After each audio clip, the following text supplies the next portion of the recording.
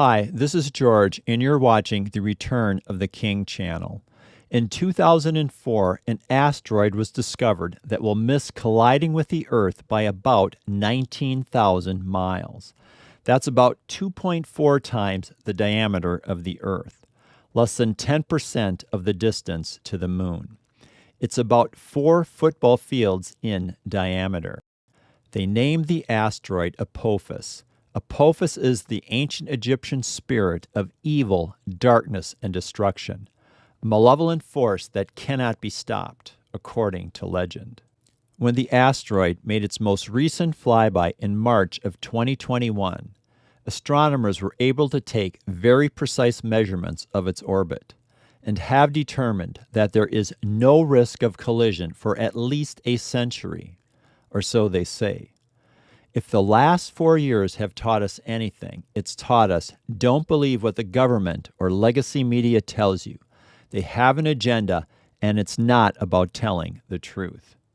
I do believe there are times when the government has a moral obligation to keep the truth from the populace. If the truth would cause a collapse of all law and order, chaos and destruction in society. Interestingly enough, that's what the word Apophis means, chaos and destruction. An asteroid impact that would wipe out a third of the Earth's population would definitely qualify as a truth to be kept from the world. In 3.5 years from the fall feast of 2025, Apophis will make its closest approach to Earth on Friday, April 13th, 2029, a very ominous-sounding date. Beginning in Revelation chapter 8, verse 8, 2 catastrophic events impact the Earth. The first appears to be a massive volcanic eruption, and the second, Wormwood, an asteroid impact. The second angel blew his trumpet, and something like a great mountain, burning with fire, was thrown into the sea, and a third of the sea became blood. A third of the living creatures in the sea died, and a third of the ships were destroyed. The third angel blew his trumpet, and a great star fell from heaven, blazing like a torch, and it fell on a third of the rivers and on the springs of water. The name of the star is Wormwood. A third of the waters became wormwood, and many people died from the water, because it had been made bitter.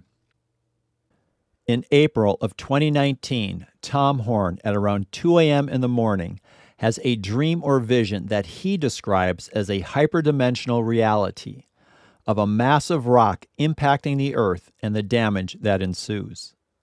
When he awakens from this terrifying vision, he hears what seems like an audible voice. It says the word Apophis. All he knows at this time is that there's an asteroid named Apophis. This vision and the ensuing research led him to write the book, The Wormwood Prophecy. In this first book, he makes the case for a cover-up of the highest order by national space agencies, including NASA. He then goes on to make the case that Wormwood, found in Revelation chapter 8, is an object, an asteroid, that is going to impact the Earth sometime near the middle of the Tribulation. 1 year later, in 2020, Tom publishes the book, The Messenger. It is in this book we learn of several supernatural experiences that Tom has, including his vision of Apophis. The book begins like this. Many years ago, I, Tom Horn, died and woke up in heaven. Contemplating my surroundings, I wondered where I was, where I had come from, and why I had no memories of getting here, wherever here was. At that moment, before it was shortly confirmed, I knew this was no dream. It was too vivid to be anything less than real. In fact, it felt realer than any previous reality I had known. Abruptly, I found myself standing somewhere before a spectacular pillar of light, or was it a throne? It was so bright, so intense, and penetrating, glistening with vibrant streams of silver, blue, and gold, emanating from the most unexplainable yet awe-inspiring presence, that I could hardly keep my eyes open or my face towards the radiance. I was exclaiming something, and I didn't know why I was saying it. Please, Lord, don't let me forget. Please don't let me forget. How long had I been here, and what was I talking about? Why was I so desperate to recall something I had obviously been told I would not remember? And how did I know I was standing before the Lord? Suspended there like a marionette on wires, I somehow was aware that memories from moments before stood just beyond my ability to reckon them back into my conscious mind. But I had known something about the future. I had seen it, and then I had been told I would not recollect the details. But why? What would be the purpose of that? Something else had happened too. Somehow I knew that a scroll of some kind had been unrolled before me, with scenes of a future, my future, playing out on what looked like a silvery parchment. It had been as clear and as believable as if I were watching a movie, with rich depictions of a destiny or a possible future where something extraordinary and miraculous was taking place, a cinematic conveyance of a personal fate, a potential existence that had been downloaded into my subconscious mind or soul, and then, for some reason, had departed my intellect.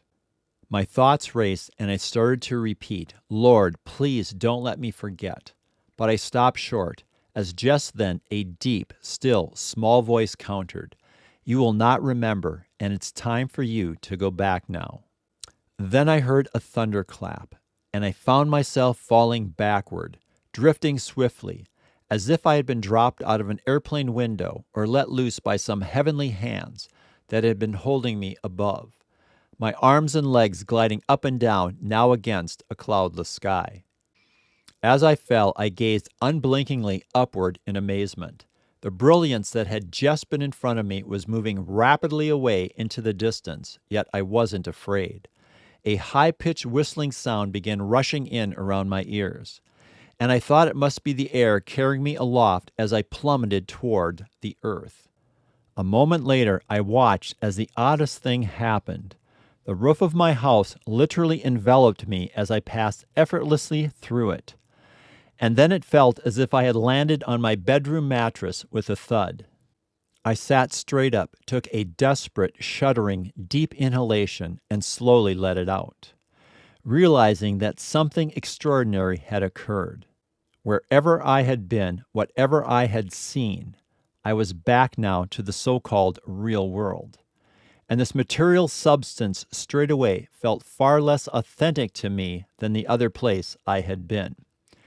It was the middle of the night, and I sat there for a few seconds, possibly in shock, trying to determine what had just happened. I could feel my chest burning. Then I heard something. Sobbing right next to me, my beautiful young wife, Nita, with her head resting on her hands. As my eyes adjusted to the darkness, I found her isolated stare. She looked as if she'd been crying desperately, and she had an unfamiliar expression conveying what I somehow already understood. We both had experienced something far more irregular than we ever could have prepared for. "Nita," I said softly, "what's going on? Why are you crying?" It took a while for her to collect herself, but when she did, she tearfully described how she had been awakened to find me dead. No pulse, no breath, no heartbeat. I had been cold to the touch, and not for just a few seconds either. I had remained in that condition for approximately 15 minutes while she had screamed for me to wake up, pounded on my chest, and attempted CPR. We didn't have a phone in those days and no close neighbors, and since it was in the middle of the night, Nita had been unsure of what to do. She was about to try pulling me outside to the car to take me to the hospital when I jerked up, took a deep breath, and looked at her. He then goes on to say this: for the reader, no matter how incredible the narrative above seems, this really did happen to me a long time ago. Later, and since then, I have understood why God allowed my wife to wake up to find me in that condition.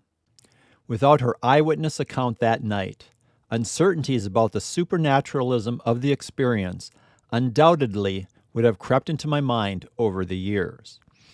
Also, the fact that I had been dead for a significant period of time, not breathing and therefore not taking in oxygen, yet experiencing no brain damage, though I'm sure some would argue otherwise, also attested to the preternatural quality of the event. But why would God show me something and then not allow me to remember it? What would be the point of that? I can tell you that this was the question pressing me in the days immediately following the event. And in my youthful naivety and impatience, I first went about trying to find answers to that mystery in the wrong way. I learned a valuable and biblical lesson as a result. In fact, that early mistake is why most haven't heard this story until now. Tom then goes on to describe two more visions that occur in the middle of the night that will come to pass just as he was shown.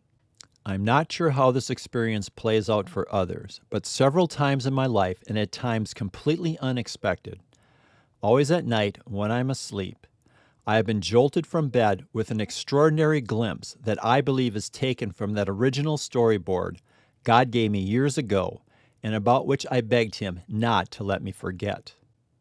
One time, for example, I was shaken from sleep by a very powerful and detailed list of things that would happen in the former religious institution in which I had been an executive. I jumped from bed, wrote down the vision as I had seen it, including names of people who would be involved, exactly what they would do, and how it would greatly damage the ministry if the district leaders did not intervene. They didn't, and it did. Then I sent that detailed letter to the state superintendent, plus gave copies to my son, Joe Artis, and my wife, Nita. Within 3 years, everything played out exactly as I had seen it, down to the smallest details. In fact, my vision was so precise that it shook Joe up, causing him to come to me after the fact to express his amazement as to how it could have been possible for me to foresee such comprehensive events that accurately. Tom's visions and their ultimate fulfillment continues when he publishes the book Petrus Romanus. Here's what Tom says about this experience. Another quickening that came to me in the middle of the night, and one that much of the world knows about now, involves how I was able to precisely predict the historic resignation of Pope Benedict XVI in the best-selling book Petrus Romanus, The Final Pope is Here, as well as on television and radio more than a year in advance. This began with a series of preternatural events too long to list in this book, during which time, in 2010, I was again rattled from sleep and instantly convinced that Benedict would step down in April 2012, using health reasons as a cover for his abdication.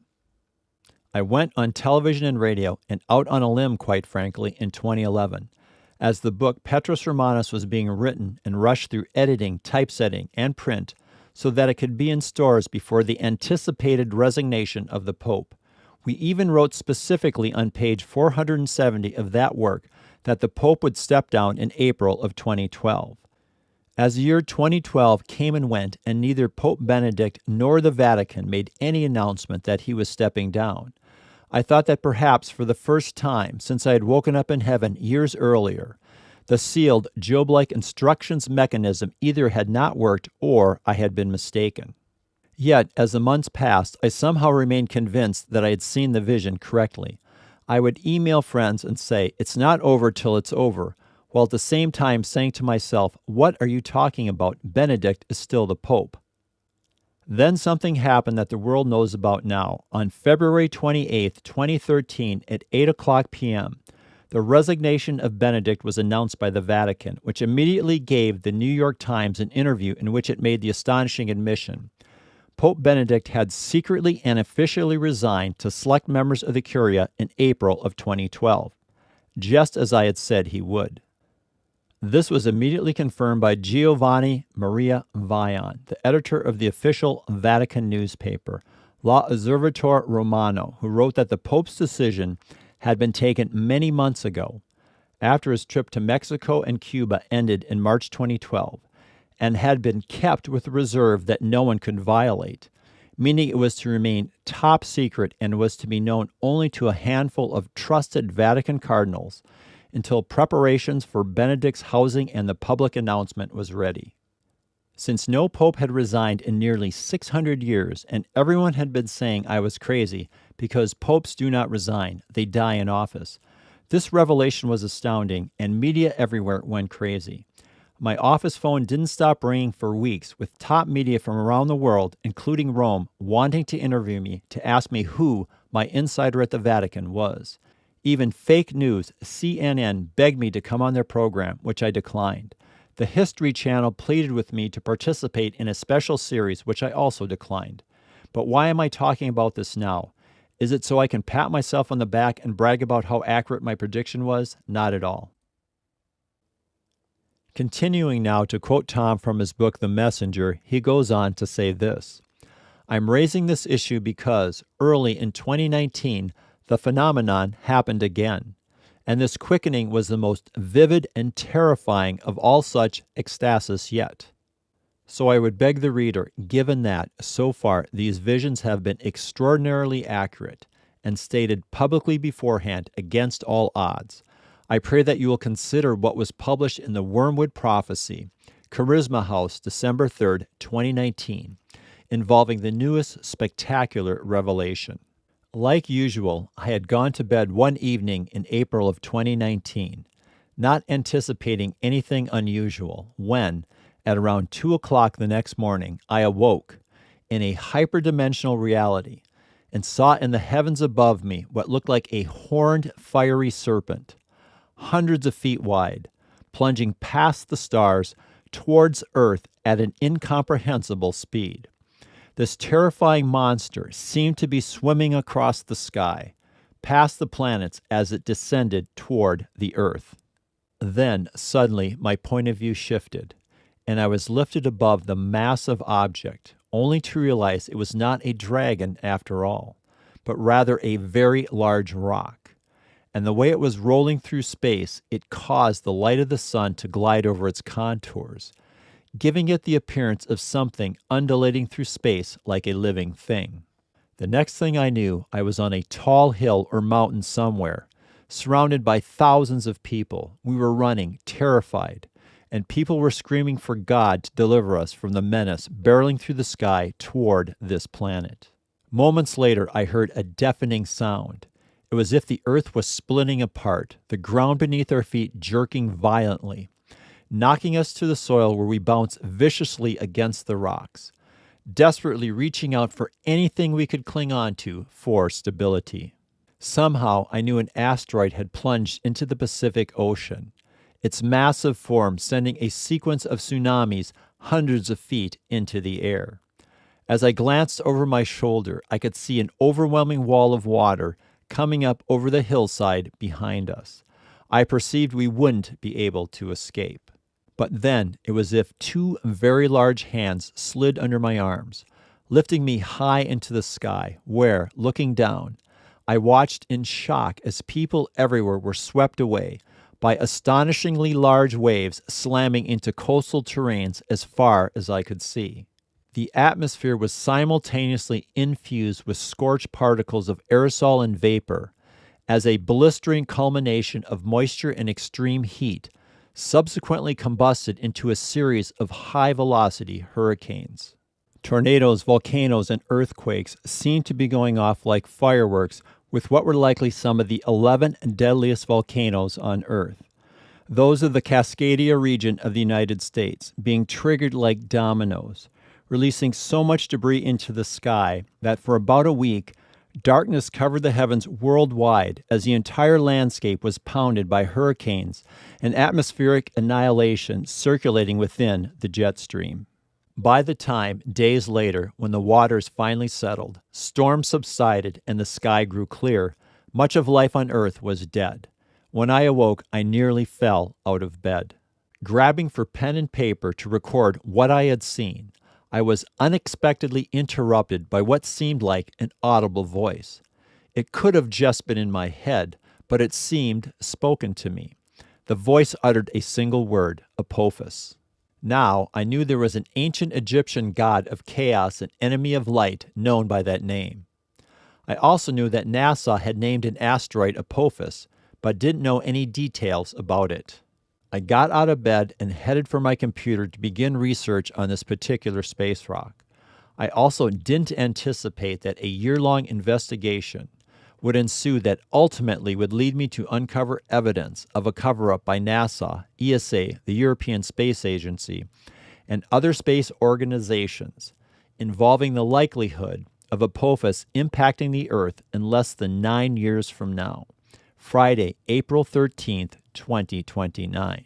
And just so you know, my startling conclusions are shared by members of the government I spoke with, science experts of the first rank who have written peer-reviewed articles on this matter, astronomers and mathematicians, including one who has sent a warning letter to President Trump seeking action on this case, and others, all cited and documented in the book, The Wormwood Prophecy.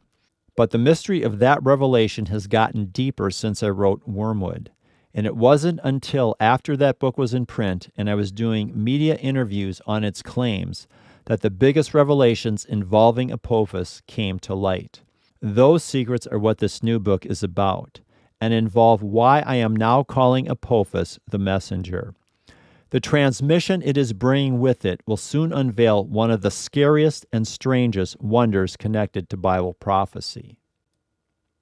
The tribulation beginning in the fall of 2025 would put Apophis's arrival of Friday, April 13th, 2029, almost exactly at the midpoint of the tribulation as seen in this chart from the book, The Messenger. So sometime from now until the late fall of 2025, we should see the rapture of the church first and the beginning of the tribulation in the fall, if Apophis's wormwood as found in the book of Revelation, and if Tom's track record of visions being fulfilled continues. But there's much more. 1 year after publishing The Messenger, in 2021, he publishes the book Zeitgeist 2025, Countdown to the Secret Destiny of America, the Lost Prophecies of Qumran, and the Return of Old Saturn's Reign. In this book, he covers America's role in bringing the Antichrist to power, how the elites are setting the stage for the one-world government, the return of Saturn's, Satan's reign on earth, and a prophecy found in the Dead Sea Scrolls that gives us the ability to find the years of Jubilee. In the Bible, we are told the time of Jacob's trouble, also known as the tribulation, will begin in a year of Jubilee. This is the first of a series of videos in which I'll be presenting evidence as to why the Jubilee year will begin in the fall of 2025. If this is the year of Jubilee, then this is the year of our departure by means of the rapture. What I'll be covering in future videos can be found in this preview video appearing now. Thanks for watching.